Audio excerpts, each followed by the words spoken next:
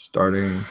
And we are live. Hello, and welcome to Fermenting Opinions. I'm your host, David Papadopoulos. And your co-host, James McVeigh. And we are Fermenting Opinions, the podcast in search of a more palatable political ferment. Tonight, we've actually already been at it a little bit in the pre-show. People who were not part of the Hangout didn't get to see that. But tonight, we are talking about Uranioum One, I guess with a question mark as to whether or not it is a scandal.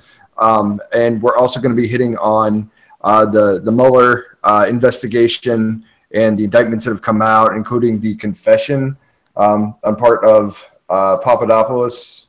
Yes, allocution. Right? And we're going to get into all that. But I think right now we were sort of hot on the topic of Uranioum One. And I'd honestly like to save that though, because I think we need to spend a lot more time talking about the actual investigation on the Mueller end. We can start with that. I'm happy to go into Uranioum One. We could talk about that too. Okay. But I think that, as far as national concerns go, Uranioum One is something we don't know a whole lot about. It's based on this Hill article that seems to give a lot of weight to something, but it's not necessarily pressing news on the same level that, I don't know, sealed indictments becoming unsealed, people being arrested in conjunction with Mueller's investigation, as special counsel over Russian interference. I mean, it's a question of narrative. I agree with you that I think that seems like a side issue, but that's, I'm also worried that if we go into Uranioum One immediately, we'll waste a whole lot of time on that, and we should really be talking first and foremost. Sure, yeah. I mean, we had I've seen the joke flying around social media that Monday was that's when they came out, right? Monday. Yes, Monday was the first day of Arrestivus,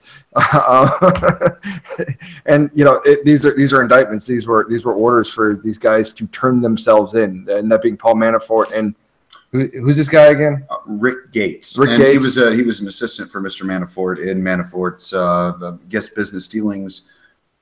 Someone correct me if I'm wrong on that. I believe that he worked for Manafort's consulting company, but I'm not entirely sure on that end. Yeah, he was some sort of underling for Manafort. And I think it was described in the things I'd read that he was sort of like his protege, and he was very much, sort of somebody he worked with in general. But yes, so we got the news Friday from CNN, who broke that there were sealed indictments. They were going to be unsealed money, and arrests would be made. And you got very excited, didn't you? Yes, I did. I do want to point out that my excitement isn't over some. Oh, the Republicans are being lambasted or Donald Trump's going down. My excitement really rests from a legal perspective of this is huge. And from an American historical perspective of this is huge. I mean, these are the first shots being fired across the bow as far as taking down a president. I mean, that's really where this seems to be going. And now, but let's talk about the charges, though. That it was basically that these guys failed to register as foreign agents when they were operating in Ukraine. And those are serious charges. Sure, yeah. But again, I want to frame this up so people understand if, how, and why it's relevant to the Trump campaign. The charges that are going to hold the most water, the ones that carry with the most serious penalties, are going to be money laundering and conspiracy against the United States. I mean, the charges, at least as far as the indictments go, suggest the charges as far as I understand. Sorry, I mean, Clarence, as much as we love the idea of wings being delivered to us right now. I'm super hungry right now, so I can't hear about that. Yeah, that'd be great. But really, the huge deal here is that according to the indictments, there was roughly a little over $75 million in play in total, but I think it was between 16 and 18 million. There was proof that they were directly laundered from foreign agencies into accounts in Cyprus, into accounts in other in foreign banks that both Manafort and Gates used for their own personal wealth as just like free spending money they didn't pay taxes on, that they received from foreign governments. That's a huge deal. Giant bags of money from yes. I believe all told, were these charges to be thrown out consecutively, to look at sentences, you're looking at Gates and Manafort both staring down the barrel of 50-plus years per person in federal prison. These are huge, huge charges. Now, it's unlikely that they're going to be stacked consecutively and you're going to go for blood on these people. But if they did, they could. So realistically, each one of these middle-aged men is looking at spending the rest of their lives in federal prison. Middle-aged? One of them's 30. Well, Papadopoulos is, but he's not involved. He's being guaranteed somewhere between 6 months and 5 years. I thought it was like nothing or 6 months. But, yeah. 5 years was the cap, I think, is that the court set. The prosecution's recommending no jail time. And Papadopoulos, he was an aide to who? He was an aide to Donald Trump. He was a volunteer. A low-level volunteer who was no more than a coffee boy. But for some reason, he was allowed to be a foreign policy conference table with Jeff Sessions and Donald Trump. So I mean, well, he did, model you in. I mean, and just speaking personally, I've been a coffee boy essentially for a local. Well, I mean, he's a millionaire, self-made millionaire, before the age of 30, and he volunteered for the Trump campaign. And I didn't look too much into his business dealings, but he was an energy consultant. And so, I mean, 2014, 2013, they were great years for energy consultants. So yeah, that's true. I don't necessarily want to say that he was a volunteer. I think that's kind of bullshit. As far as I'm understanding, he was probably paid. I don't know where that charge came from. Donald Trump said that in a tweet.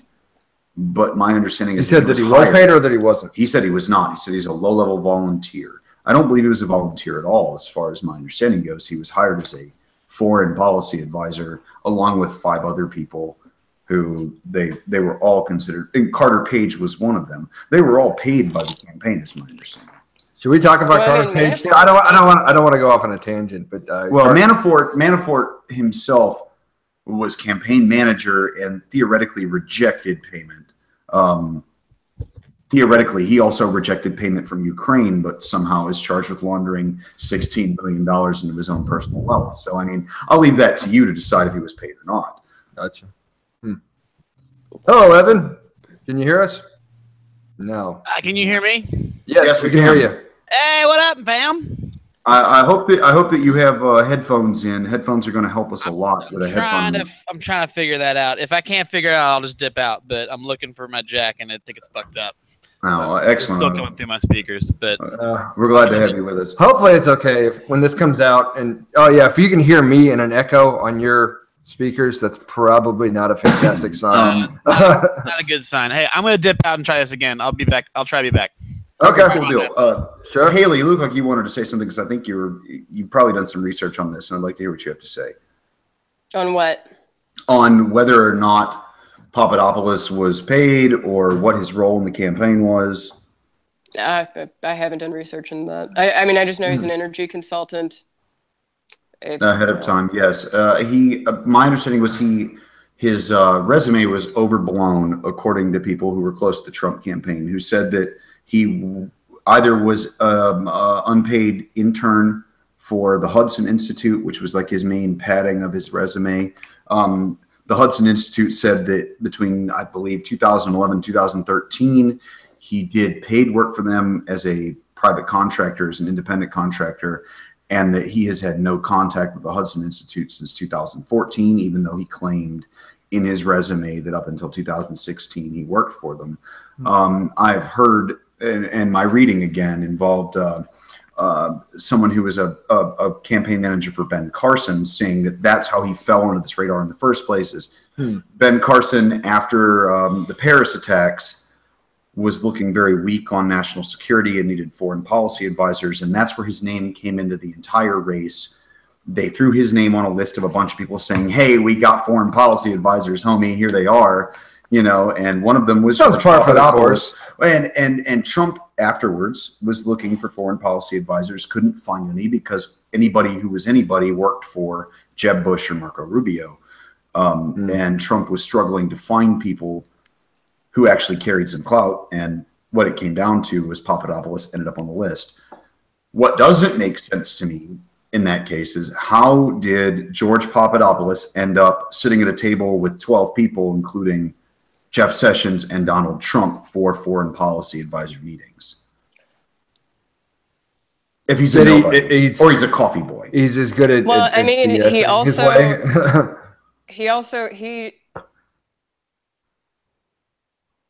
You cut out on us, Haley. I mean, I think you get a seat at the table based off of the kinds of assets and information that you can bring to the campaign. What we know is that he joined the campaign in early March of 2016. Then we know that I think it was like March 16th or something like that.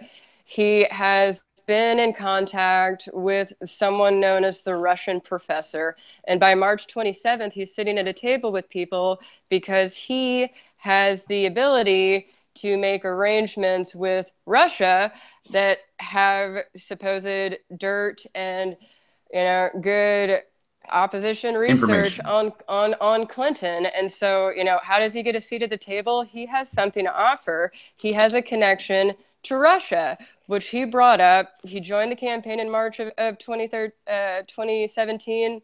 2016. Yep.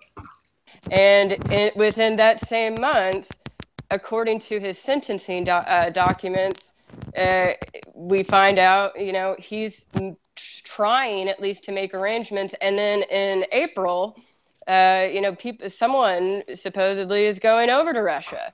I think it was like April 27th. He was able to arrange that meeting in less than 2 months. So that's how he got the seat at the table. Yeah, I was going to say, I think that's a succinct description. I mean, that does seem to be the facts as far as I understand them too. Really, I was looking at it through the lens of people calling him a coffee boy and a low-level volunteer nobody. I mean, he's a millionaire, but he's a self-made millionaire before the age of 30. He has international connections. He's not a coffee boy. No, I agree with you there, but I'm saying that's the charge level by the administration. He might have been a volunteer. So, he might have volunteered. Like Haley said, he's a volunteer who spent 10 years as an iBanker in Russia specifically, and who did damn well for himself. Yeah, $500 million. He graduated college in 2009. So. Me too. Yeah. You know what? I probably didn't. I'm kind of jealous. Life choices. You did much better than I did. Is that what we're lamenting? Financially. It's not. You really capitalized. I was just saying he can't. He graduated college in 2009, so he couldn't have worked in Russia for 10 years. It's only 2017. Well, maybe not 10 years, but sorry, iBanker for Merrill Lynch in Moscow specifically, and I don't know how long he did it, but he did it long enough to earn $500 million. So clearly, he had some connections and knew some people. How the hell do you go from I find out in mid-March or early March I'm going to start working for the Trump campaign? And also, that leads to the next question of looking at his charging documents. How the hell do you find out you work for the Trump campaign? What does that mean? You were offered the job, you applied, and you were like, oh, hey, someone called me up. What I think is the real interesting takeaway from Papadopoulos is in his sentencing documents. We know how he got the seat at the table. We know that he had the requisite connections to be a person who had a voice and had Trump's ears. But what's interesting is that, a senior campaign advisor is specifically named in his sentencing documents. Sam Clovis? I guess so. I forget the name. His name is Sam Clovis. The very first page of Papadopoulos' sentencing document says something along the lines of, the information contained in this sentencing document does not represent all the information we know about what happened. That's a standard prosecutorial thing, is basically put everybody else on notice that we're not telling the whole story here. This is just for purposes of his plea. Okay, yeah. But then people are specifically named in his sentencing documents. Specific dates are spelled out. And if you're any kind of Trump campaign worker with maybe a moderately guilty conscience or just an unclear conscience of like, shit, did I get an email about Russians? Like, what are you thinking right now after you read that? Yeah, well, especially did I talk to Papadopoulos after July 27th? Yes, yes. Thank you for saying that. That is exactly how I feel about it too. Because he was wearing a wire, and or if he wasn't, if you had any communication at all, it was probably recorded, and if not, it was an email. Yeah. Oh, holy shit! Your email's definitely. But I think that's kind of so. is the one who has in his sentencing documents something that does directly tie to the Trump campaign. And in those sentencing documents, it definitely gives the impression that, hey, we know stuff. You know that we know stuff. People better start coming forward and singing to us because after you. And by the way, look at these indictments that we served today. We're detailed. I think that was, when I was describing this as a shot across the bow, that's kind of what I'm getting at. It was kind of a heads up to anybody involved in this. And I made some joke about this earlier on a personal page, I think, or something like that. That I said, "Hey, if you've been in contact with George Papadopoulos since July 27th, you should consult with a criminal defense attorney like yesterday." But it raises the question too, in this comparison that says he's a coffee boy and a nobody. How much access would he have had since July 27th of this year to anybody who's a major player who gives a damn? I mean, we already know, and when was Mueller hired? Like end of May, something like that. And Mueller was appointed. I mean, so the question becomes: I mean, everybody's kind of on notice. Yes, but he didn't flip until July 27th of this year, which is 2 months. Because they arrested him. Which is that's when he was arrested. That's when he was indicted, and that's when he started trying to cover his tracks, and that's when he started cooperating proactively. And that's the reason that his plea was sealed. And his plea didn't happen until October 5th. But once he was arrested, he started cooperating. So it raises the question of everybody was on notice 2 months before that Mueller was hired and that this is being investigated. How many major players were dumb enough to communicate with Papadopoulos? I mean, why would you talk to the coffee boy, or even the coffee boy? Yeah, because I mean, yes, I understand. But that's what I'm asking: is that why would you give him the time of day when you already know the FBI is looking into you? He was interviewed by the FBI under Comey. Not under Mueller. He was interviewed under Comey in January of 27th or January something this year, like months and months before Comey was fired. And he lied, and we got indictments in July, and he was arrested subsequently. But the question becomes there of if you're anybody who's anybody. If you're not Clovis, I mean, Clovis we never even heard his name except for if you were paying attention to what the USDA is doing, where Clovis is being nominated as the head scientist with zero understanding of science. Yeah, we know. But the question becomes, why would anyone talk to George Papadopoulos in an incriminating manner after he's pled guilty, or after his indictment, or after his arrest? I mean, why would you want why you're talking to him? Is that a serious question? I know. What do you want? But I'm serious. Why does someone like chicken McNuggets, but not? I love chicken McNuggets. Hang on, can we leave chicken McNuggets out of this investigation, please? Unless you want to bring the USDA into this. There you go, Clarence. There you go. Look, I love me some chicken McNuggets, but I'm saying, you are under absolute understanding. Your ass is in hot water if you did something wrong. Mueller has been appointed. Shit has hit the fan. Everybody knows Comey was fired. In your experience, has that ever stopped people from doing stupid fucking shit? Yes. Yeah. Major players shut the fuck up at that point. Well, I mean, major players. Yeah, really? Smart, I was actually just talking about. Discipline to shut up. Tonight I was. Who was the guy on MSNBC the other day? Carter Page. Carter Page. But apparently, I didn't realize that Carter Page was a. But I didn't know Carter Page was a dipshit. But Carter Page is a dipshit. Let some other people talk. I'm sorry. Oh, hang on. I got him muted. He's been noshing on them wings, and I didn't want him to make me hungry. Go ahead, Clarence. It's too late. Actually, I'm sorry. He's asking why anybody would talk to him. Well, that's just based out of fear. Because if you're fearful about something, people are going to directly want to know what's going on. You don't know what kind of anxiety, how people are going to react when they have anxiety. Mm-hmm. They might be these top guys and everything, but if they're sitting up at night wondering what's going on, they're going to try to find out. So they may try to call to him to try to find out, or send something to him to find out what's going on. That's a good point. And not only I don't know who said. Yeah, and not Did only you snitch? well, not only Yeah, that, yeah. I mean, yeah. They Okay, want that's to a know good what point. he said so that they can make their story consistent. I mean, people do that all the time. I mean, am I going to jail is a big pressure point to do some stupid stuff you would normally do. Yeah, You know, and I'm sorry. I was trying to say. Let's buy a wig. Yeah. Okay, yeah. I hear you, but OJ's not a criminal mastermind or a major player in political shit. What I was saying was that how many people in the Trump campaign are criminal masterminds. Like, I know I don't know. Not too many people in the Trump campaign are masterminds. Right? Isn't that the trend? But yeah, you know, Manafort got away with this shit a long time ago. And I apologize. What I was trying to say was that I was actually talking about a New Orleans drug dealer who was a major player when I was down there named Telly Hankton. I don't know if you guys know Telly or any of his stuff.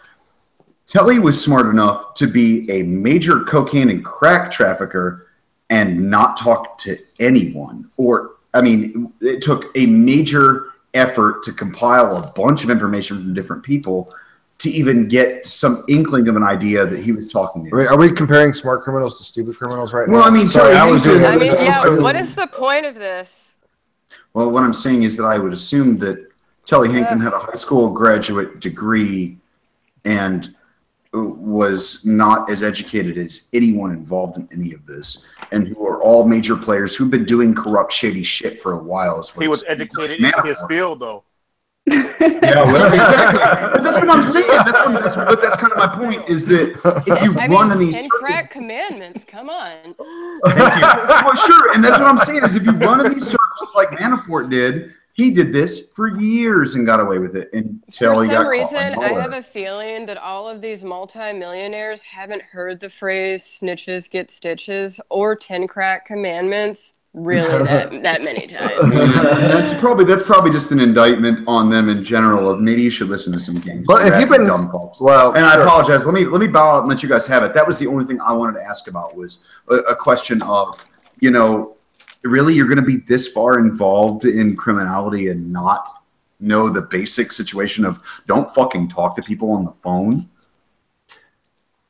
I mean, what it comes down to, I think, is people have been operating on this level in working with this amount of money, and they've gotten away with it for so long. I mean, you can get complacent. You can get sloppy. Definitely.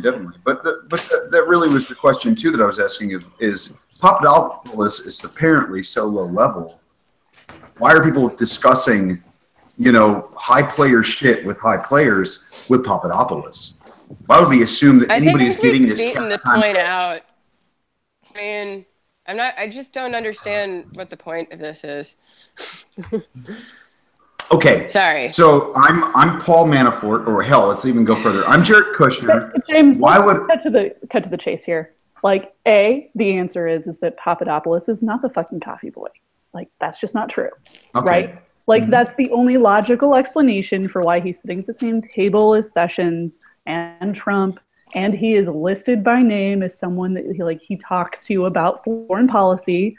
None of those facts demonstrate that he's the coffee boy. In fact, they expressly negate that conclusion. So that is unreasonable. Okay. I think that he is the coffee boy. That's bullshit. I mean, and then secondly, I don't know what to say about human nature. People do things that are irrational on a regular basis. Didn't the guy who won the Nobel Prize for economics this year, that's what he's famous for, is that people act irrationally? That is literally his theory. Humans act irrationally. They do.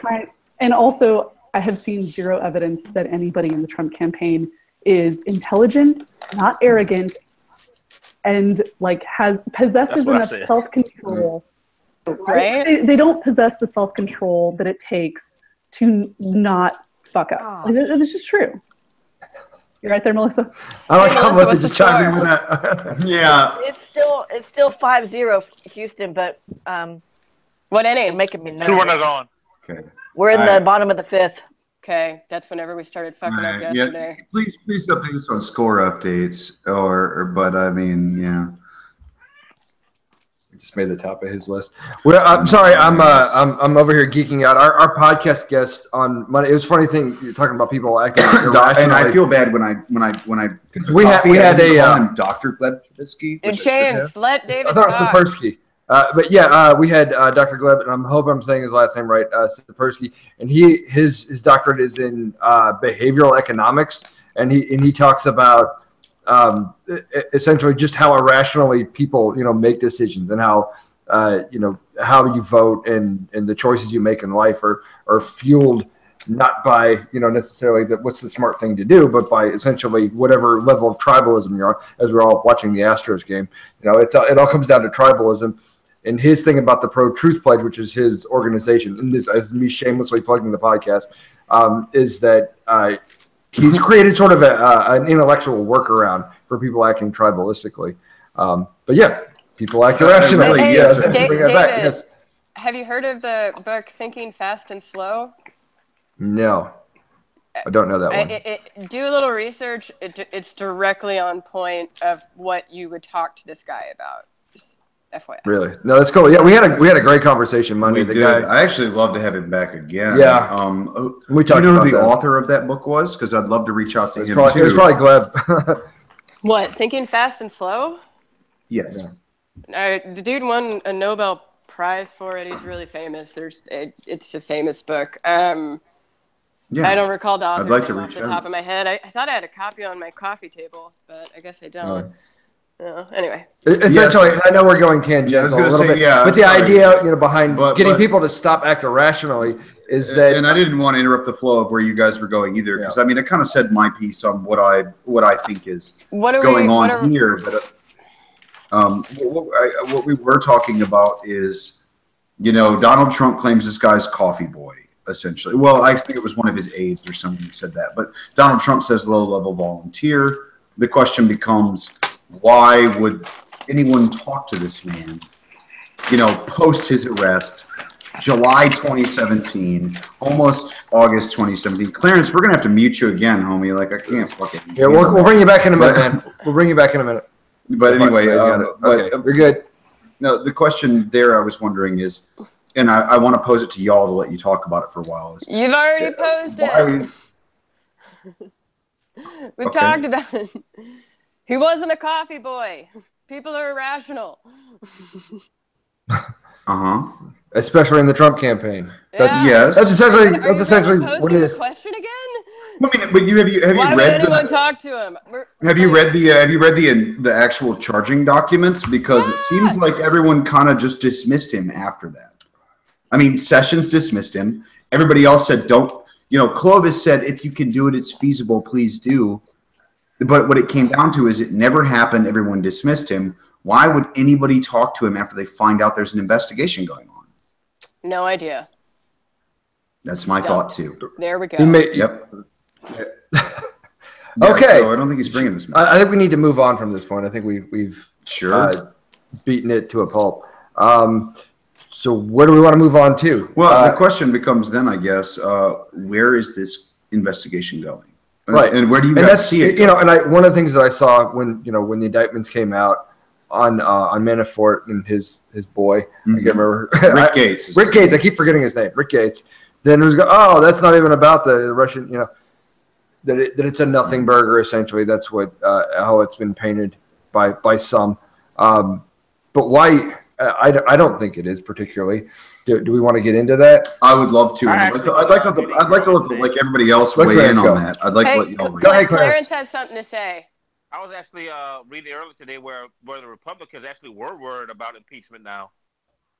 That talk was kind of going around. I have heard. Worried about it.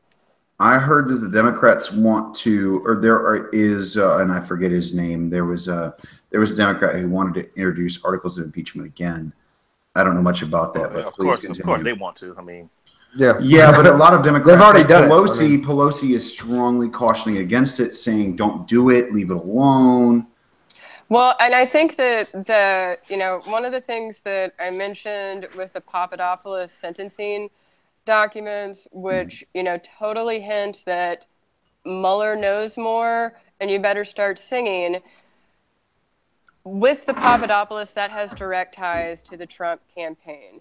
While there's no mention of things directly tied to the campaign, Manafort was the person who was the campaign manager. And there are, in the indictments, very detailed reports laying out facts and dates, listing specific individuals and others. And so if we're talking about articles of impeachment, I think that word on the street in Washington is Mueller just put all of those unnamed others on notice saying, hey guys, I'm coming and I know stuff. And those people are starting to sweat. And this is just this is his, shot across the bow. And it's a loud boom. And people have heard it. So the fact that you're seeing here, Clarence, the fact that you're seeing people start Republicans being like, well, crap, maybe we need to be worried about impeachment. It's because they heard the shot. It's because those other people are starting to sweat. It's because Mueller's hotline is blowing up right now with people saying, I am ready to sing. Yep. Please. Yeah, please don't indict me. I will give you whatever you want. I do not want to go to federal prison with my cute little white ass. I was about to say, what is the Office Space joke? I don't want to go fuck me in the ass prison. The federal pound me in the ass penitentiary. Pound me in the ass penitentiary. I just don't think. I want to actually, if I can, I want to bring Melissa into it. I heard Melissa say anything. Well, but Clarence. Let's go to Clarence first and then Melissa. Oh, sure. Sorry. Well, what I was going to say is, I just don't think that any of this will come to a head until after the next election. I think I agree with you. I don't think it's going to be as fast. I don't think it's be as fast as people think it is. I think that he's actually going to get reelected because the Democrats have nobody to put up against them. Yep, man. That's just my belief. Man, that's a true statement. Do you want to know? It's going to hit the fan after the election. Well, this is the same thing that happened with Clarence. Do you know who Gnome Chomsky is? No, not offhand. He's like this crazy, ridiculous, super smart MIT professor who basically invented market capitalism. He's crazy, and he predicted that Trump will get reelected. Yep, I would agree with you. Michael Moore did the same thing. Going to hit the fan. He's crazy. It's really going to affect the country to the point where the economy is going to go down. Everything. I mean, stuff is going to get really bad. Oh Lord, please not do that. I mean, that's the real danger that I have a problem with of impeaching the president, is that it looks bad for the country. It creates a massive drop. Does it look bad for the country to impeach a president? Or does it look bad for the country to not impeach somebody who needs to be impeached? Hold up. Whenever Bill Clinton left office, he left office at the height of American economic boom, and he was impeached. I'm sorry. I apologize. I really want to clarify. I Clarence apologize. is trying to say something. I think it's decisions that he's going to make beforehand, because he's trying to basically take the United States off the world stage.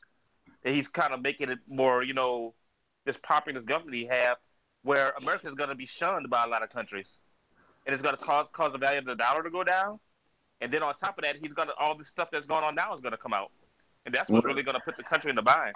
I apologize. What I was trying to say was, it's not necessarily just impeachment. It's removal from office, whether it's from resignation or, well, God forbid, we actually have to see a president go through the entire trial process, not step down, and actually be forcefully removed by the Senate. If it goes that route, and if the Senate has to force somebody to leave office in impeachment, we're going to have a problem on the market. I mean, at least as far as I understand it. And I mean, nothing is going to cause something to be more volatile than that. Is, look, the United States of America, this huge investment, I guess, bastion, has this issue where we're just removing our president, which has never happened in the entire history of our country. That's not good for us as investors, at least on an American level. Better start looking into the Norwegian krone. That's the most stable currency in the world. Do you think there's a fallout from that? Is what I'm asking. I mean, that is an entirely, that's a tangent that isn't tabled for today. But the most powerful person with regard to economic policy is not the president; it's the head of the Fed. Currently, true. Janet Yellen. Very true. And very right true. now, he is considering, who he's going to replace with Janet Yellen. And he is a real estate man with a real estate background. He likes low interest rates. And all the people that are being up for grabs are people who are very similarly lined with Janet Yellen. So if we're actually talking about economic policies and decisions that he's going to implement that will affect the next 4 years based off of his Fed appointment, he is going to appoint someone that's following the same policy that Obama appointed, and it's going to be a similar economic. Are you suggesting, and I'm sorry, but are you suggesting that actual adjustments to the market and reactions to the market aren't based on reactionary? There's short term. Are you telling me there's not a short term reaction, and especially a hard short term reaction on something like this? Like the market doesn't react to short term things happening. I hear what you're saying because I agree with you. Of course, it does. And I agree with you because yes, in the long term, the Fed is in control of what our market is doing. James, I mean this very sincerely, but you're talking a lot. So let's just get some other opinions fermenting on this, if you don't mind. Sure. Melissa, leave. Hi. He wants to re-up on his drink. Going to go. Yeah. Melissa, what do you think about all this craziness? Melissa, what do you think about the indictments and everything? I know you've just been watching the game. It's probably more entertaining. No, I've been listening as I've been watching. I have to say, I agree with what Clarence says. I don't see much happening at all in the near future, and I think that I do. Well, I don't know that I see Trump getting reelected, but if he is reelected, I would say that it's going to come to a head later rather than sooner.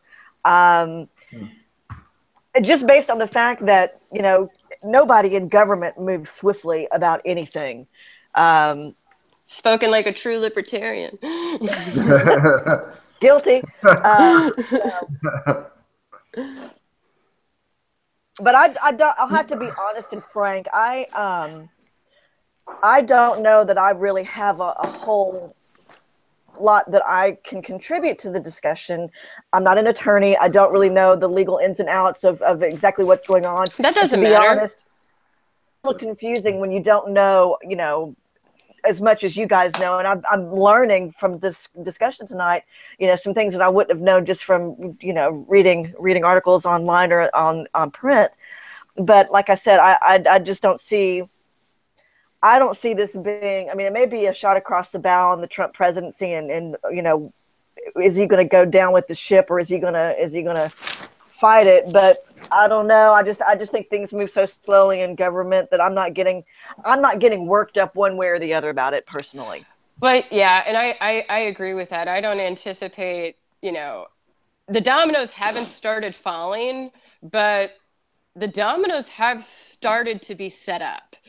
Is kind of how I think about it. And the more dominoes that are set up, and the more force that you get, the more people who start singing to get out of gangbang prison. That is,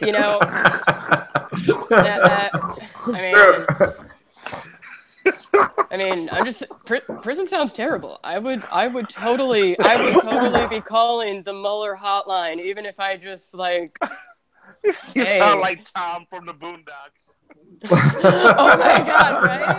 Tom would have been the biggest fear was being anally raped. Oh my God, it was.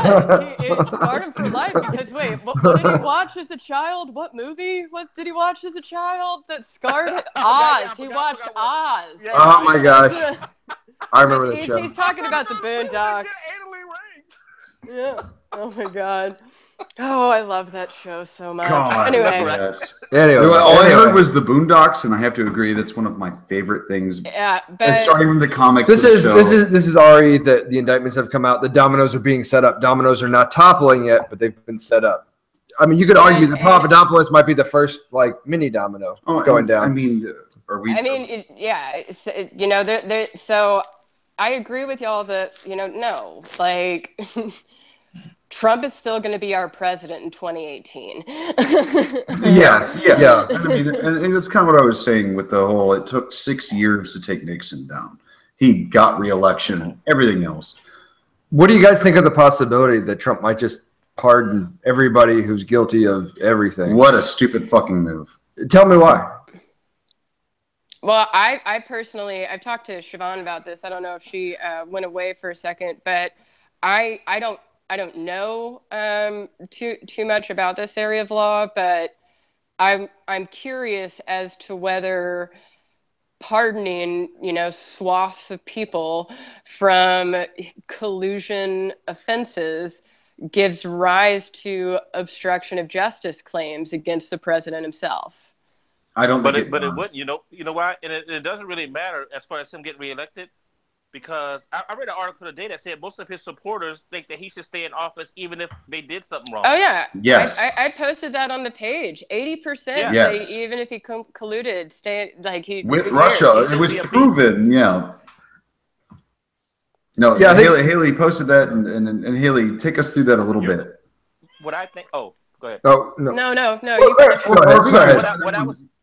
What I was saying is I've told several people that I think you're going to end up seeing, I mean, we're not going to put people in ovens and stuff, but I think you're going to end up seeing an American form of fascism.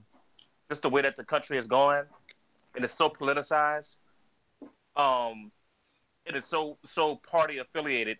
Because, I mean, it's exactly what George Washington warned against in his farewell address, as far as being loyal to a party and things being so partisan that you will give rise to a demigod. I mean, he actually said that in his farewell address when he was leaving the presidency. So if you ever get a chance to go through and read that letter, you'll see that a lot of stuff that we're doing now is exactly what he said not to do. It was amazingly prescient that, and I have read that. Yes, go ahead, Haley. Yeah. No, you can finish, Dave. No, that's all I was saying is that, Clarence, I agree with you completely that, that again, it comes down to this hyper-partisanship, the tribalism, the people would say it doesn't matter if he colluded with foreign adversaries to get elected, screw it, because he still won. Where's my MAGA hat? Well, and I've talked with this to David and James and Siobhan a few times, but whenever I was in college, one of my professors told us a theory in one of our English classes. And she said, and I think this kind of goes to the notion that the Trump base, 80% of them would not care, even if it's proven that he colluded with Russia to win the election. But the professor said that there's a theory out there that says there's only two types of stories in the world. The first one is hero on a journey. And the second one is stranger comes to town. And for the rest of that class, we kept on throwing out various movies, various stories that we knew and everything. But whenever you actually thought about it, it all did kind of boil down to this story is about a hero on a journey. This story is about a stranger coming to town. And with respect to the hyper-partisanship that's going on in America right now, I think that we are seeing how there are, two groups of people who are viewing the events that are unfolding in our political culture from two different stories. In one camp are the people who think Trump is a hero on a journey. This investigation, these indictments, even if he colluded with Russia, that was all just a part of his being a hero on a journey. And then there's the other group of he is this stranger who's come to Washington. And here comes all of the plagues. And how do we deal with the ramifications of this stranger coming to town?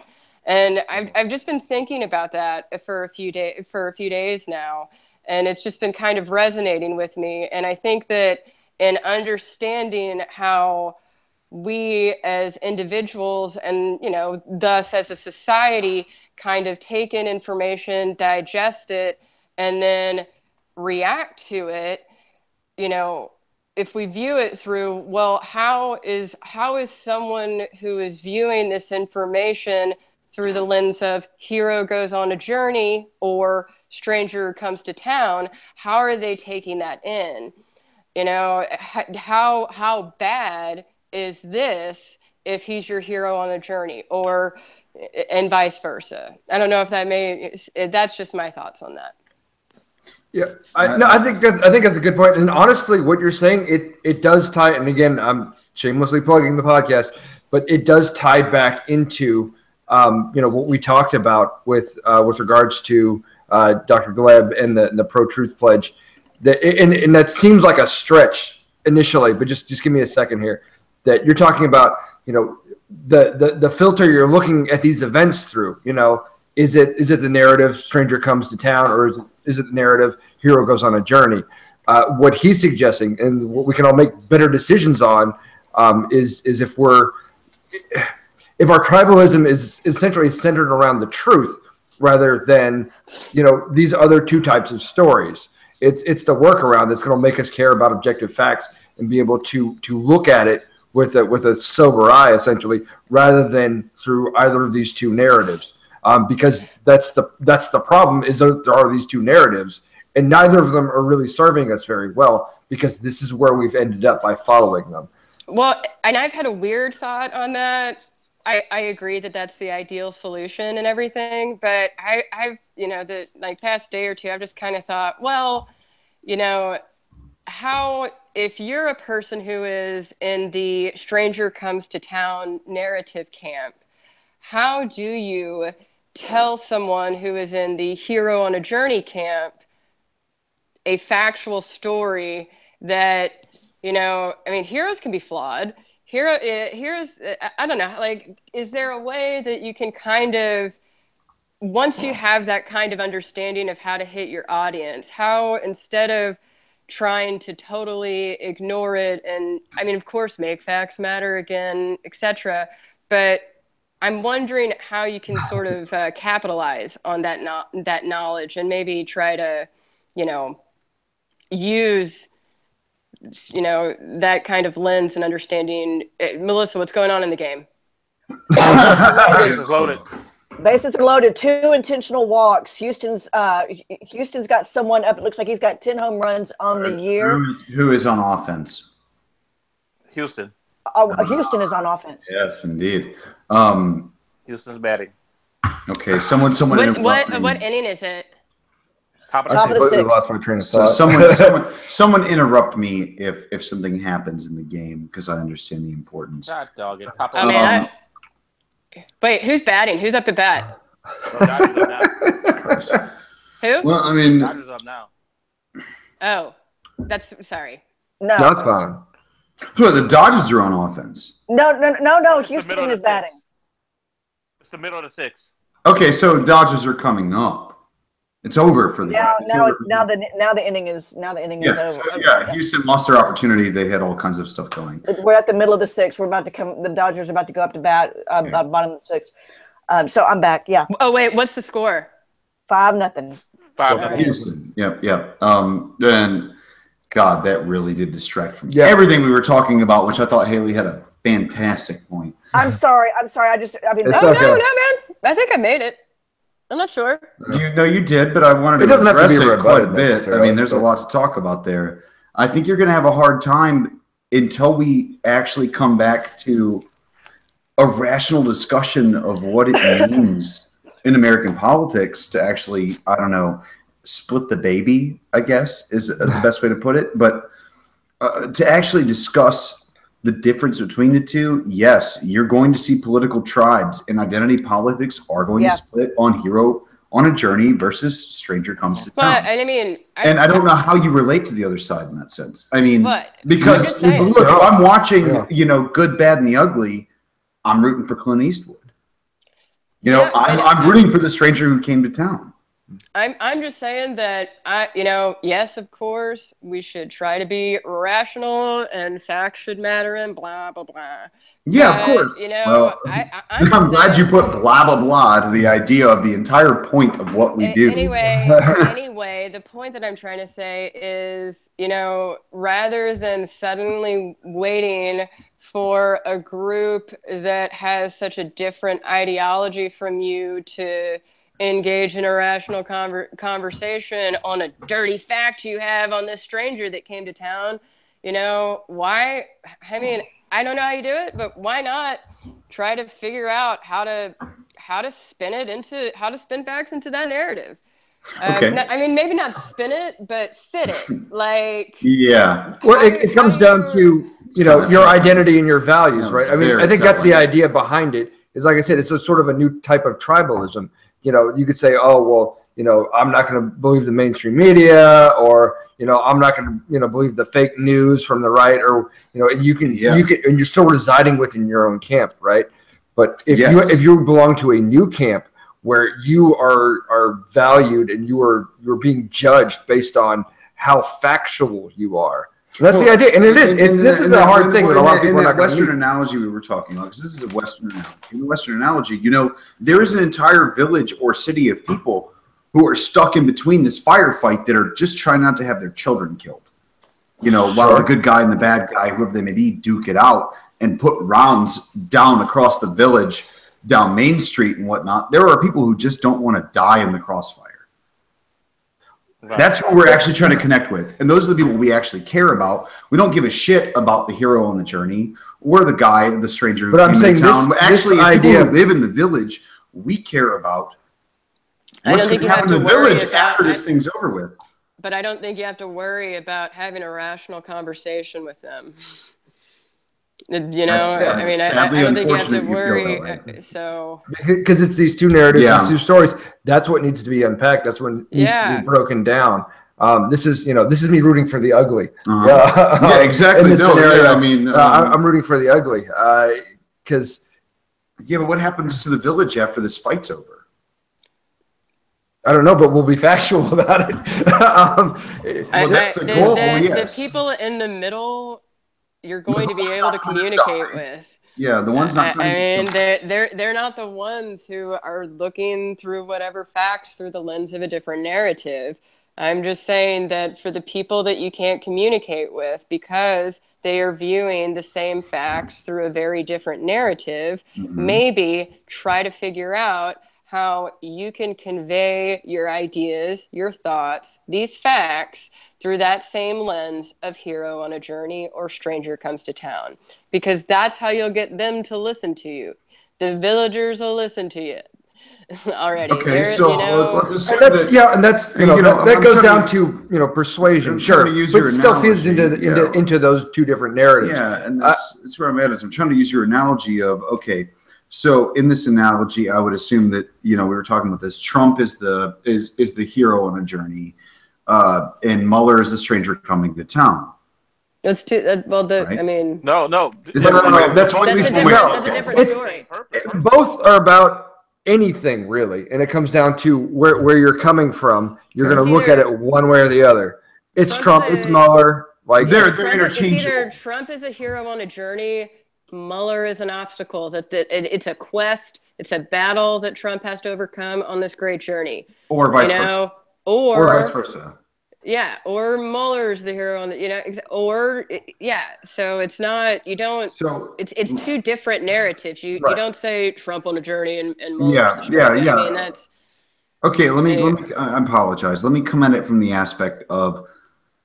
Let's assume that I'm trying to speak to the 80% or so of the people in the poll who think that even if Trump colluded with Russia, he's on his journey. He's this godlike figure, or he's our hero who's on his journey. He's Hercules. He's Achilles. He's the guy that you're rooting for. Yeah, sure. Got it. Okay. How do I connect with that person? That's what I'm. From Mueller's. That was my question. I mean, I was just saying. I've just kind of been thinking about this over the past day or so, and I was like, I wonder how you can phrase certain things in a way that's You know, like just I don't know, just think. And I mean, it's been interesting to kind of challenge myself to think like, well, yeah, I mean, in a way, okay, if you think he's the hero on a journey kind of thing, like, all right, yeah, it's just another bullshit quest he's got to get to level up, you know. That's I guess if I can maybe have been doing a poor job of addressing this. Essentially, what you're asking it's to sort of change the value system of people. Is the idea again behind Pro Truth Pledge that you care more about a person essentially being labeled as someone who gives a rat's ass about facts or not caring about facts by creating sort of a reward and punishment system within this paradigm that you're either labeled as somebody who will propagate false information and you are labeled as that and you are essentially discarded, you know, from the tribe. It's kind of go ahead. It's kind of almost impossible because I'm not saying it's impossible, but it's just like because basically what people have done is really kind of pick teams. Just like let's say you were a fan of the New England Patriots, okay?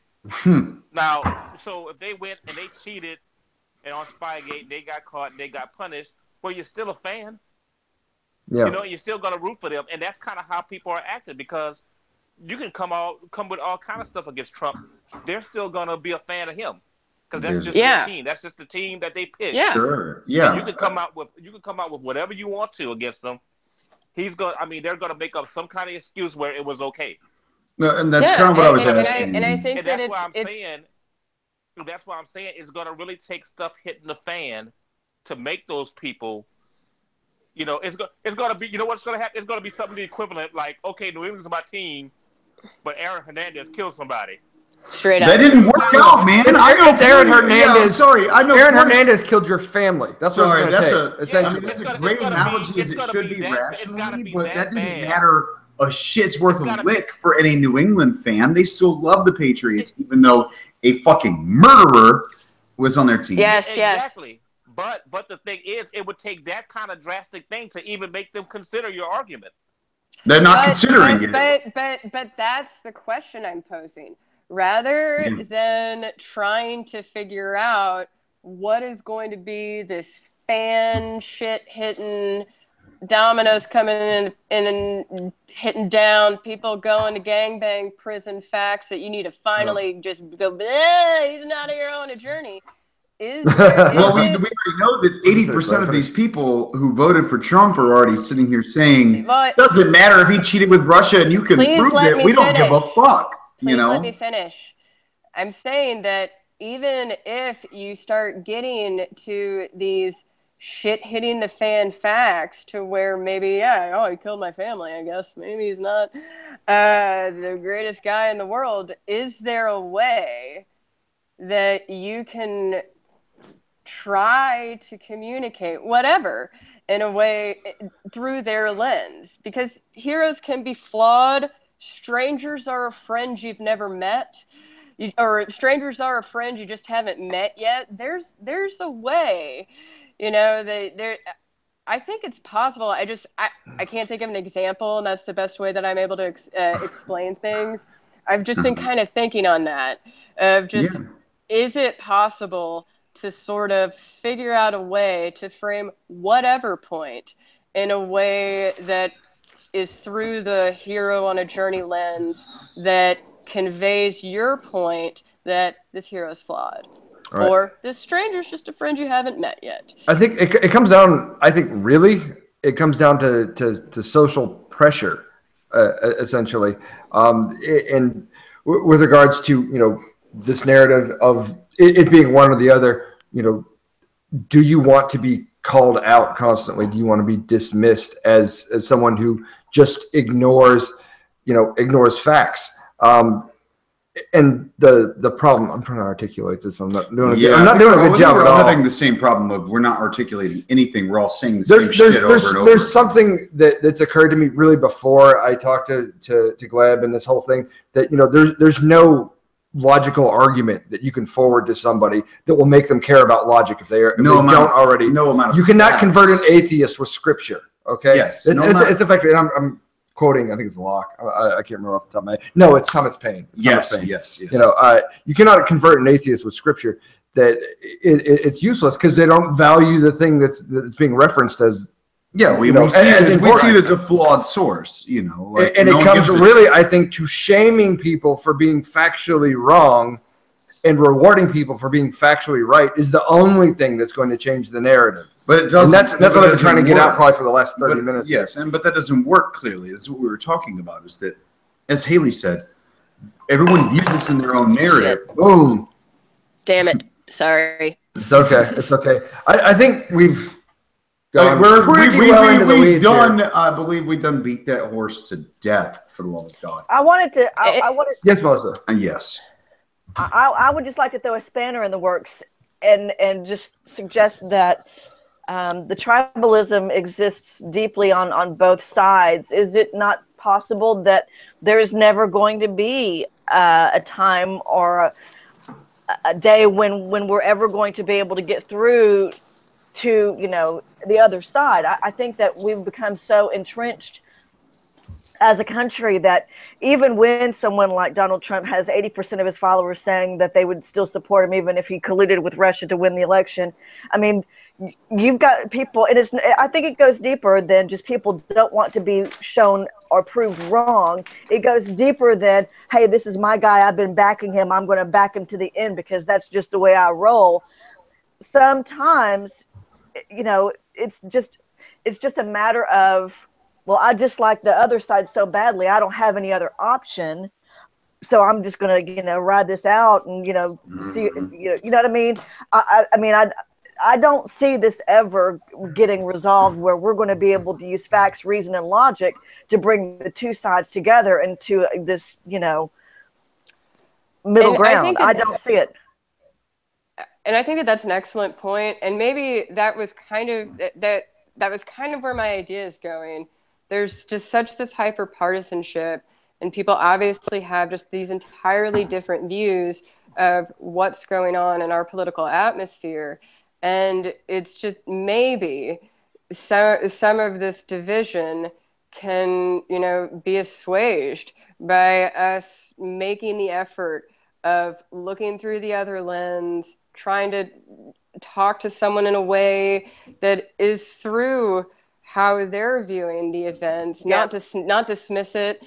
And then maybe if we get to that point where we can talk, because I'm not judging you here on a journey or whatever the hell it is. Like I just want to talk to you and I want to hear your idea, and I'm not just pontificating stranger in town kind of story.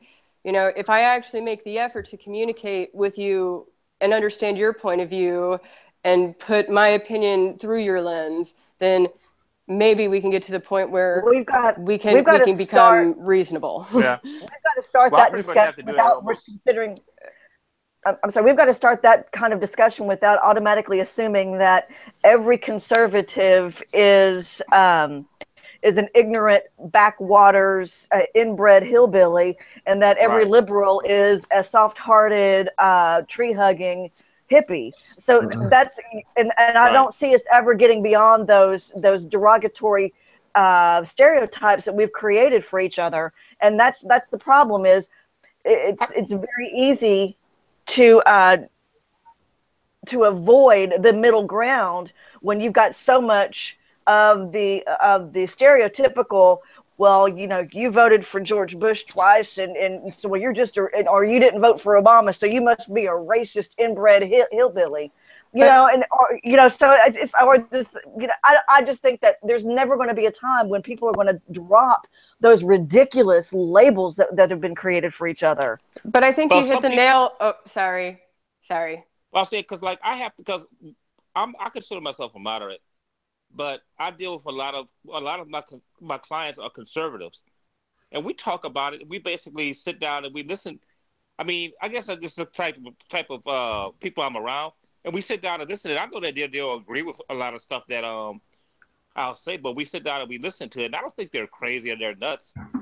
And I think that, and I find that a lot of times when I actually explain to them some of the situations various situations that go on and why I feel that way. Then they'll sit down and actually kind of be like, oh, well, I never thought about it. But and that's a lot of it is that people don't even, they're so encamped in their own little, on their team that they don't sit down and actually think about the other view. They don't even do that. Yeah. Well, and I think that the issue with hearing the other side is it's a different issue of narrative versus the way Melissa phrased it, labels.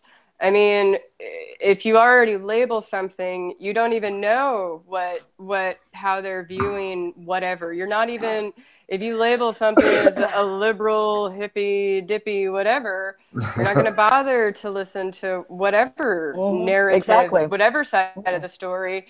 And so, man, someone's got a loud cat. Oh, it's Haley or it's Clarence. It's one of the two. Oh, that's your cat. That's all right, man. Sorry, guys. I have a phone call, but the issues of labels is something that I think is separate from the issues of how to talk to someone with narrative, and I think that has to be addressed on an individual by individual basis. Yeah. If someone, but I have to head out, guys. Sorry. Okay. Well, Haley, thank you for joining us. All right. Y'all have a good night. Good time. Absolutely. Thank you. Absolutely. Yeah, and that's, a lot of that comes down to, this is why we ferment. This is why, Clarence, you said you had good, conversational success with people by sitting down and talking about what your views were and why, rather than, you just being an idea on a web page somewhere or on social media and being, defined as a human being by whatever labels that you ascribe to yourself or being attributed to you. I mean, that's the bigger problem. We've gone way off topic here. No, we really have, and I'm really kind of pissed off that I got robbed of my opportunity to talk about Uranium One. The one liberal scandal I can actually get involved in, because Haley knew a lot about it, and I wanted Haley's opinion because she works in this industry in oil and gas and energy, and she was a great source for that. So here's the thing. If I do it on my own, I'm going to beat the living shit out of every liberal here. But it's not fair. Okay. She knows what she's talking about. She understands more than I do the corporate structures and how things work. Okay, refrain from polishing your halo for a second. Why don't we set this thing up? There you go. Oh, my shit's fucking immaculate. Yeah, I can tell. I'm blinded over here. Okay. I'm just saying. I'm completely blinded by your what? I'm a little more godly than you are. Probably. Okay. Oh, please. One of us actively. I actually ate a baby. One of us actively advocates against Christians. The other does not. What? Let's not go off on that tangent. I really don't. I just don't want it happening on my tax dime or being pushed on me or my Halo or kids. Over here. But, yeah. Anyway, that's okay. Uranium One. Shut up. We're not going to Uranium One. We'll talk about it another time. Oh, FYI. We want to table this. I think we should. I think we very much should. I would like to have Lace and I would like to have Haley involved. Haley, but we might not even have this conversation next week in the field because we're probably going to be in Murfreesboro watching the debate. That's true. So we're going to go 2 weeks to talk about Uranium One. Plenty of time to let it develop. It's new. Look, man, it's in the show notes. Let's just demo it, okay? And see where it goes. Happy to do. And we can say if we don't know, we don't know. By the way, it's now 5-1. LA just squeezed a run in, and we're back at the top of the seventh. Houston's back. So Houston's got the ball back. Yep. All right. Gotcha. They're batting. All right. Yes. I call that having the ball back. I come from football. I know how baseball works, but you're on offense. You have the ball. Whatever. You're the one in control of it. Or, well, you're the one trying to be in control of it. Whatever the fuck. Who cares? It's baseball. But. Okay. So, Uranium One. This thing came out really just, was it on the heels of the indictments or was it right before? It was before. I feel like it was right before the indictments came out. At least a week before, if not 2 weeks before. There's a news source that I cite all of the time that, as a libertarian, of course, I get shit from both sides of. So this is why I don't want to do this, right? I mean, no one gives a damn. I'm listening. Well, I know you are. We could have a podcast. I admittedly don't know a whole lot about Uranium One. I feel like we're wasting a whole lot of time, and all I hear is liberals bitch about, we're regurgitating something. We're going to ignore all the facts. No one gives a fuck. No, I'm not saying that. You're I know. creating I'm a just straw saying man. that is the current. I'm asking you, what your take is on it. I'm sitting here asking you because we have nothing better to do right now. I do have a question about it. I do have one question. So, yes, ma'am. So all of this comes to light. This whole Uranium One thing. What happens now? What? I guess I'll boil it down to, how does this matter at this point? And that goes into me having to explain it. I'm having to do so. Okay, so we had these accusations beforehand in 2015 that there were millions and millions of dollars funneled from Canadian investors who held shares in Uranium One into the Clinton Foundation. And then magically at the same time... Was that an allegation? Is that factual? That is factual, yes. That's absolutely factual. Okay, back up just one step. I said Uranium One because that's what the scandal has been labeled. Yes. What is Uranium One itself? Why is it called Uranium One is a Canadian company that mines uranium around the world. Okay. One of their mining sites is in North America, specifically in America, and in the United States. So this is a Canadian, and that source of uranium is 20% of the United States' source of uranium as a whole. What we do with that uranium is different. We use it for weapons. We use it for energy. There are different versions of it. Sure. We different things. It depends on how you refine it. I get it. Don't let Republicans or Democrats confuse you on what that means, because the Republicans are going to tell you that's 20% of our weapons grade uranium, which is not true. And the Democrats are going to tell you it means nothing and it's barely a fraction of anything we touch. That's not true. It represents 20% of our uranium ore that we mine. Where that goes, on U.S. territory. Some of that goes to be refined weapons grade. Some of that goes to be refined energy grade, right? Okay, don't worry about that end. What we're talking about is the scandal came out when the New York Times reported about this in 2000, I believe it was. Were you saying that? I think it was 2015. Oh, okay. It was 2015. They reported about it, saying that somewhere between $10 and $20 million. Clarence, you doing all right there, buddy? This is something I do every night. I just check it. Is it the game or is it the conversation? No, it's his blood pressure. I'm dying. I mean, you know what? I really want to table this discussion. I am fucking over it. It's nothing to do with you guys, but why am I having this discussion with people watching the World Series? You're educating us. Checking his blood pressure. I mean, no one takes this shit seriously. I'm taking it seriously. Listen. I mean, they're not. I mean to do it. But it's just about good. I'm listening. You know what? Again, I'm happy to have the conversation. We should do. James, it's called multitasking. Yeah, and you know what? I feel like this is actually worth talking about. And we just spent forever speculating about a fucking English understanding of narratives about what the Mueller camp is doing, but we're actually talking about now about a real scandal that involves the Obama administration. And now it's a joke. Let me just ask you a question then. Let me just ask you a question. I didn't mean it to be. James. I didn't mean it to be a joke. I was just checking my blood pressure. No, I understand. And I'm not mad, man. I'm not mad. It's probably my fault for saying something. It's okay. It's just I think we should talk about it with like a real. Do you think? Let's just do this high level stuff instead of getting into the weeds on it.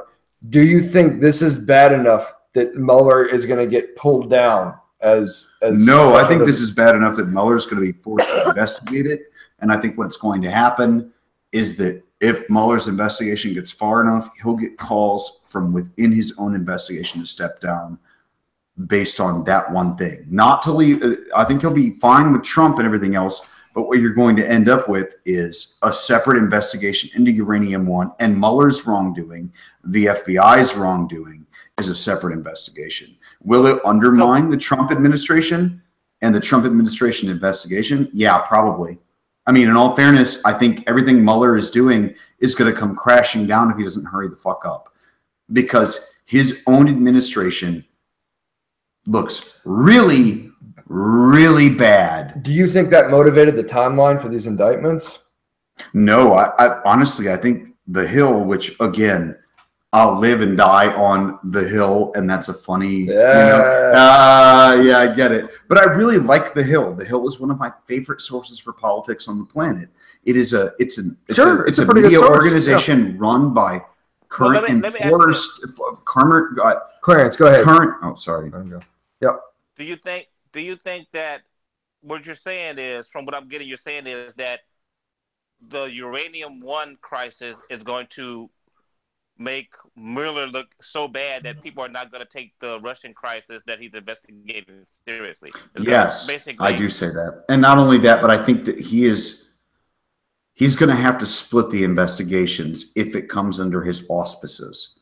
But he's an appointed special investigator, right? Okay. And again, if you guys want to get serious and actually talk about it, if you want to talk about it seriously, we have known, the FBI and the DOJ knew since 2009 that a subsidiary, and this is a point of contention from Haley, but I can go ahead and prove by looking it up, that Rosatom owns 10X, and that's their thing.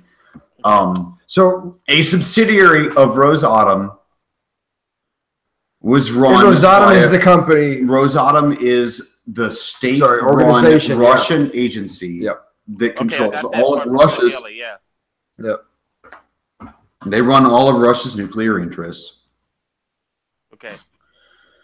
I'm being really thrown off my game because we can't actually talk about it. I'm trying to revisit all these things. What it comes down to, and again, is that we had these accusations that Hillary Clinton received through the Clinton Foundation millions and millions of dollars from Russian interests to sell uranium stakes to Russia.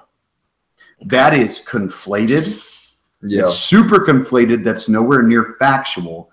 But what it comes down to is Canadian shareholders in this company called Uranium One sold their stake, 20% interest, to Rosatom, who already owned 31% of Uranium One. So they sold the controlling interest to Uranium One, or to Rosatom of Uranium One, and gave the Russian government, essentially, not directly. Rosatom is this big holding company, but they essentially gave the Russian government and Putin by extension a 20% controlling interest in all uranium, weapons grade or not, mined in the United States or controlled by the United States. And in the process, millions and millions of dollars were funneled from Uranium One shareholders, who then later sold their stakes to Rosatom, to the Clinton Foundation. $500,000 was paid by Rosatom to have Bill Clinton speak at the same time. These things were under investigation by the FBI in 2009. Okay. What that investigation turned up was that the main guy running point for 10X, a subsidiary of Rosatom, was actively engaged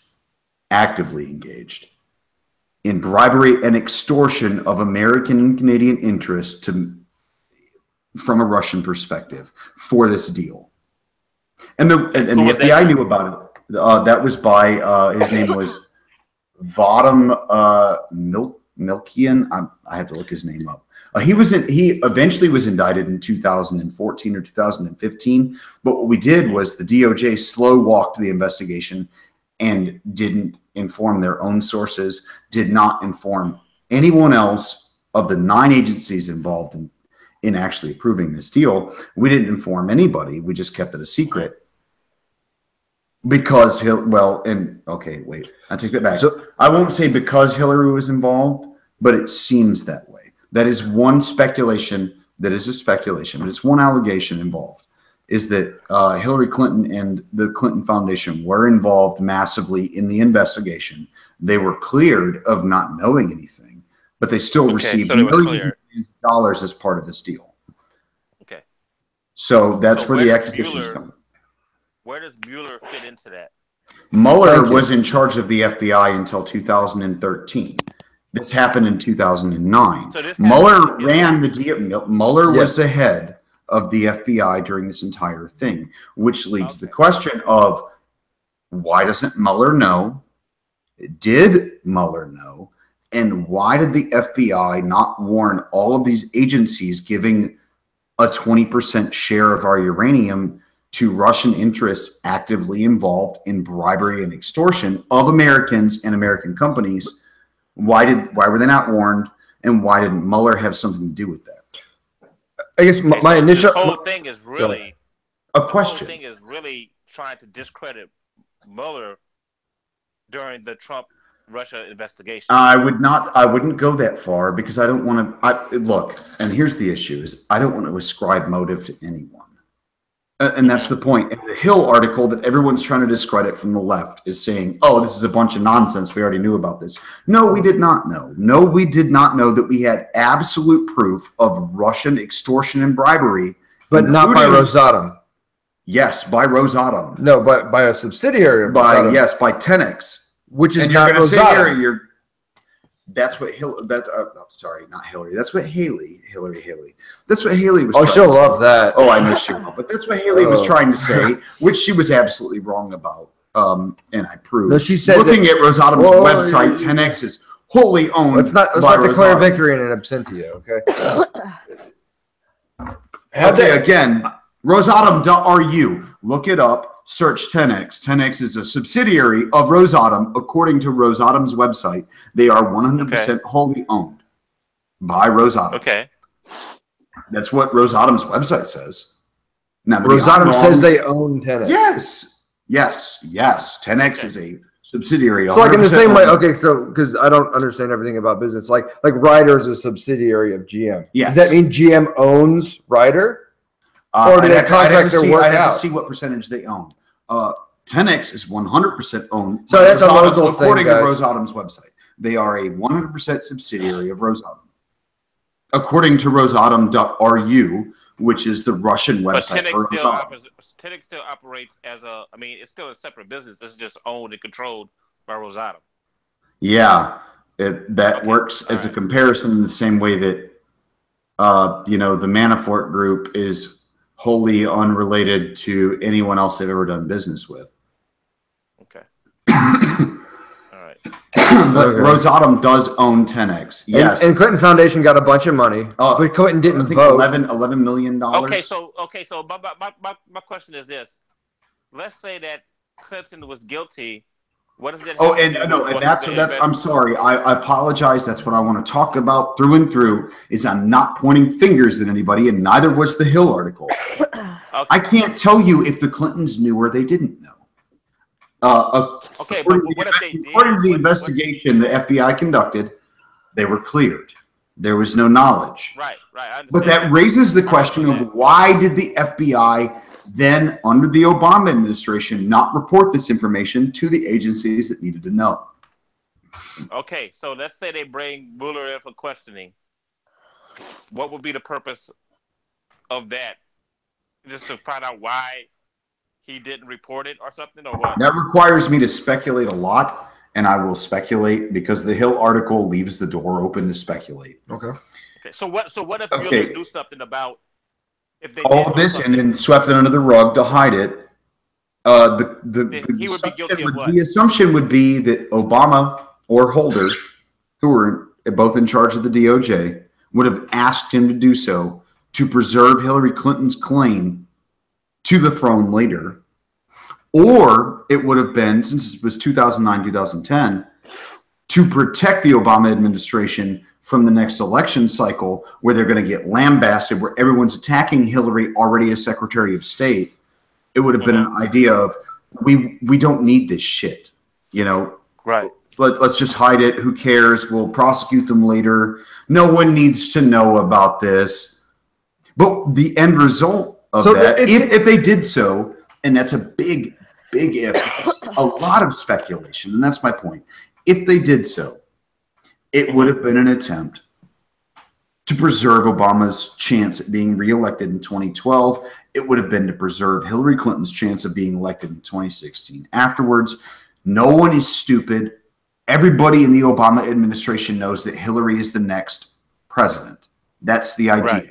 She was cheated out of it with Obama. Yeah. She was cheated out of it with Obama. She crossed this big stink. She cried crocodile tears. It was this huge thing of, oh, fuck him. The black guy comes up who hasn't done anything, and he's never held an office, and fuck that black guy, blah, blah, blah. And then she has to turn around and immediately eat it, anyway, which she did. That's what happened. She turned around and said, well, I was out of line and blah, blah. And now you're Secretary of State.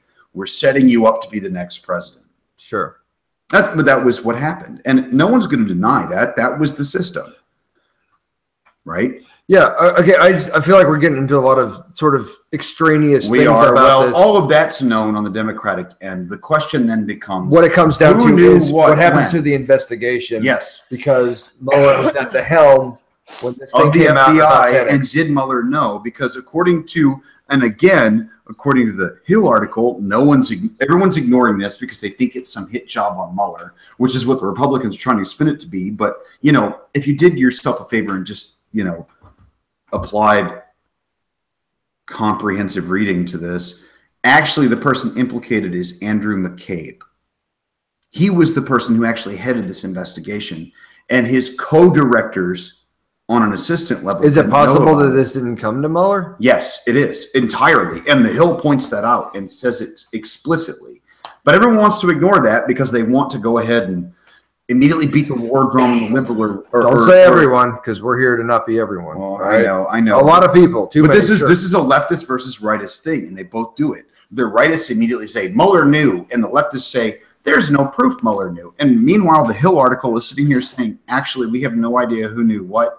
All we know is that McCabe was the person in charge of vetting this investigation specifically. So if anything comes back, it's going to come back to Mueller's underling, who was actually running the investigation.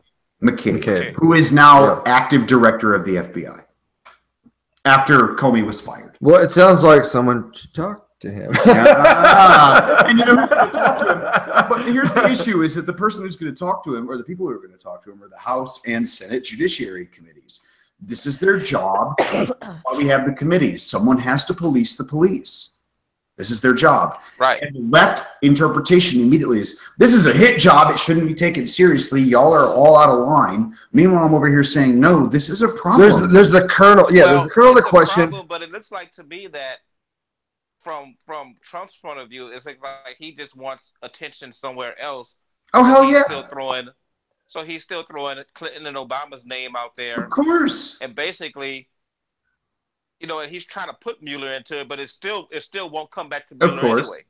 Yes, and I agree with you entirely. But that does not rob this problem. It doesn't matter. I'm not saying it's not important or it doesn't matter, but it's more of a distraction for Trump to keep the eyes off the Russian investigation. No, and I agree with you, and that's great for him. But at the same time, but that's what the left is calling out. And the left is saying it's a distraction, but in reality, it's not a distraction.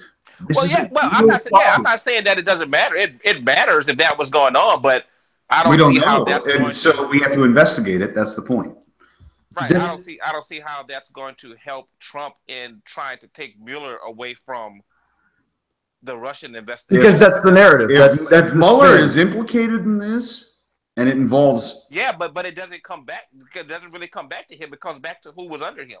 We don't know that. If it doesn't or not, did McCabe report to him or not? We don't know. Right. We know that McCabe was the top official it's already of the being investigation. Spun that way as a pretense. Of course it is. And that's what I'm trying to say is these other things. I want to make clear, let's not jump to conclusions, but we need to address the fact that since 2009, someone high up in the FBI and the DOJ knew this shit was going on. And the DOJ has already shown under Holder that they have no problem covering up scandals. Fast and furious. Yep. It seems to me that what would happen is that... And this particular scandal... What is his name, McCabe? He would Andrew McCabe is his name. They end up having charges brought against him or something. And not Mueller. I don't know if he's going to have charges, but his head's going to roll for sure. He's done politics. But didn't Trump put him in? Yes, Trump. Well, no. Well, it went to McCabe when the line of succession was well established in the Obama regime. Once Comey was no, I'm talking about how did McCabe get in his position that he has right now? McCabe has had that position for a fairly long time as a career FBI guy who rose through the ranks. He had it under George W. Bush. He had it under Obama. He stayed there. He is now acting director of the FBI after Comey was fired, because you have to go through Senate confirmation for these positions. So basically, he's McCabe. I believe McCabe was confirmed under Obama as a deputy director. But the point is, in that Hill article, you have other deputy directors who were confirmed saying, we had no idea about this investigation. No one told us at all. So McCabe is on tap to be the FBI head. Yes, and he has been. He's already testified in front of Congress about Comey's firing. Okay. All right. So, but he's on tap to be the new FBI head. Yes. Now he's just acting. Yes, he was in line to do so. It would seem that his head was going to roll, and Trump would basically have to appoint another acting head. Yes, yeah. The entire point here that's what's making Trump Republicans salivate is the idea that Mueller was actively involved in hiding this information to protect the Obama administration, which is a fair speculative point, no matter how much of a reach it is. It's still a speculative point that's worth speculating on. That's the point of investigations.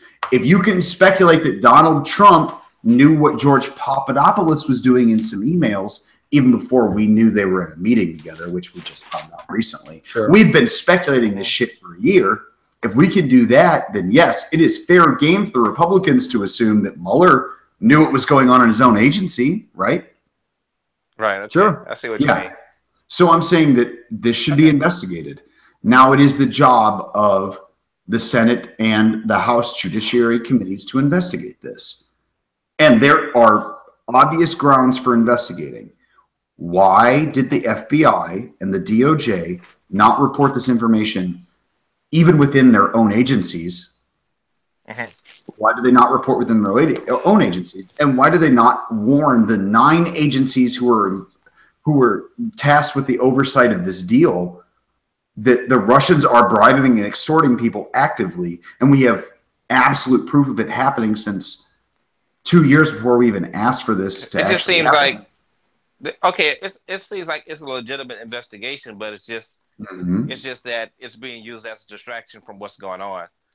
It's just more political game playing. Well, and here's the issue, and here's why I say it's not. I mean, yes, I think it is being used that way, because obviously if I'm a Republican and I'm in charge of political strategy, yeah, I want to use this as a distraction. I mean, Donald Trump being dethroned is going to hurt the Republican Party, and I'm trying to protect the Republican Party. Right.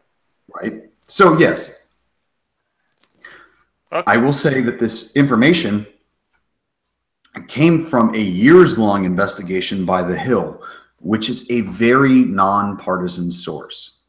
And my issue, and the thing that is pissing me off, is a lot of liberals that I trust, I'm friends with, that I'm close with, are now all decrying this report from The Hill as partisan hack job bullshit, hit job this, hit job that. Well, of course. But when they're willing and they're happy to cite grievances here, though, but they're happy to cite The Hill for everything I've used to go against Donald Trump. Sure, and that's a narrative thing.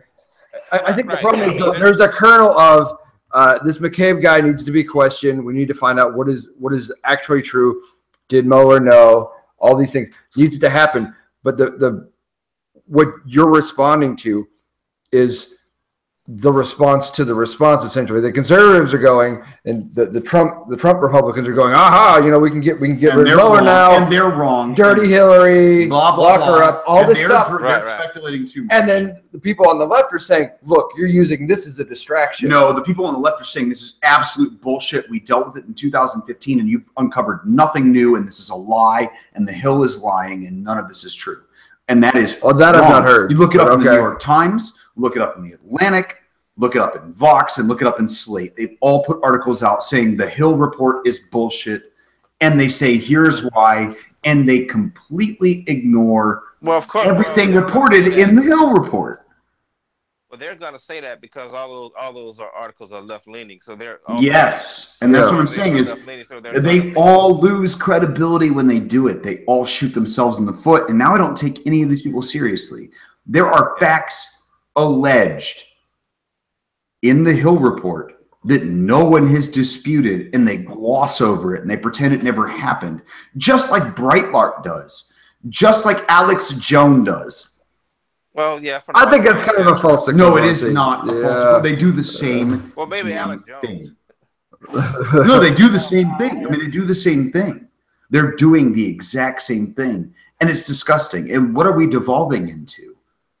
I mean, you have the Hill, who has always been a nonpartisan source that is run by staffers and former staffers on the Hill from both sides. Sure.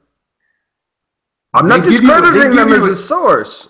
I know, but I'm saying they give us an exclusive report that is well-researched, and you have the right taking it way too far and saying... And the left responding to what the right did by taking it too far. The left going way too far on their own end, saying none of this is true. And they're missing the nuance. Hill is full of shit. Yeah. This is a chronic... But this is coming from reputable sources on the left, or supposed left, that we see that are engaging in the same behavior that far-right sources do.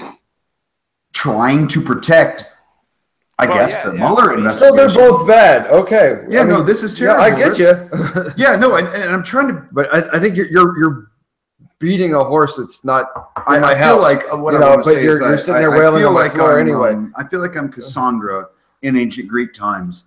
You know, I'm not following.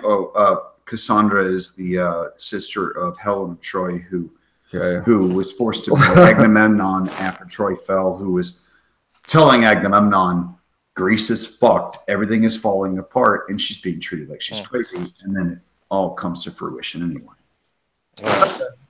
Right. Damn it, Cassandra. Yeah, damn it, Cassandra. Damn it, Cassandra. I guess that's the point, you know. The takeaway here is those of us who care about facts, right? Yeah, should be focusing on the Hill report and trying to disprove it or prove it. Right. I just want to know. It comes down to McCabe. I just want to know who's going to jail. I don't know who's going to jail, but I will tell you that both the Senate and the House Judiciary Committees have picked this up and they're investigating it. And the left's response is, it's all a bunch of nothing burger, which is the same thing the right has been saying. Look away, nothing to see here. Nothing to see here. Yeah, exactly. Right. It's a bunch of what's the South Park cop's name? I don't remember. Like, nothing to see here. Nothing to see here. Bar Brady. Bar Brady. It's a bunch of Officer Bar Brady on both sides. Obviously, you're lying. You're lying. The left is lying. The right is lying. Well, I mean, there is something to see here. Let them investigate. Believing a falsehood is not the same thing as deliberately propagating one. It comes down to intent. It comes down to intent. What you're doing is deliberately propagating an entirely different message to throw. I would disagree with what that. What is real off of from the middle. I mean, that's what the left has done. That's what I mean. And no offense to Haley, I want her to be here to defend herself on this end. But that's what I get from people on that side saying this is a bunch of bullshit. Well, no. Well, it comes down to whether or not 10X was a company that is fully under the auspices of Rosado.